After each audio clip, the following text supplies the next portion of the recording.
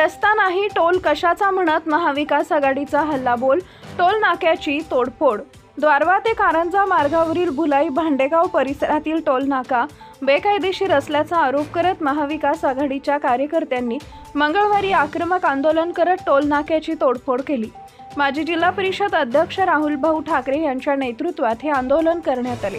महाविकास आघाडीच्या वतीने 2 मार्च 2026 रोजी उपविभागीय अधिकारी द्वारवा यांच्या मार्फत जिल्हाधिकारी यवतमाळ तसेच मुख्यमंत्री यांना निवेदन देऊन द्वारवा कारंजा मार्गावरील टोल नाका तात्काळ बंद करण्याची मागणी करण्यात आली होती। मात्र शासन व प्रशासनाने याकडे दुर्लक्ष केल्याचा आरोप आंदोलनकर्त्यांनी केला। यानंतर संतप्त कार्यकर्त्यांनी द्वारवा कारंजा रोडवरील भुलाई भांडेगाव येथील टोल नाक्यावर धडक देत येथील संरचनेची तोडफोड करत टोल नाका बंद पाडला। द्वारवा तालुक्यातील 20 ते 30 किलोमीटर परिसरातील खेड्यातील नागरिक, शेतकरी, विद्यार्थी व वाहनधारकांना या टोल नाक्यावर अतिरिक्त टोल भरावा लागत असल्याची तक्रार आंदोलनकर्त्यांनी केली आहे।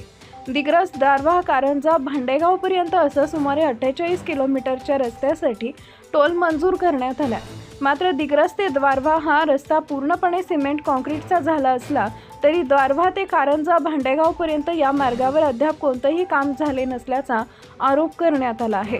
द्वारवा कारंजा मार्गावरील टोल नाका तात्काळ कायमस्वरूपी बंद करावा, अन्यथा यापेक्षाही उग्र आंदोलन छेडण्यात येईल। या रस्त्याचं काम अद्याप अपूर्ण असून नागरिकांवर अन्यायकारक टोल आकारला जात आहे।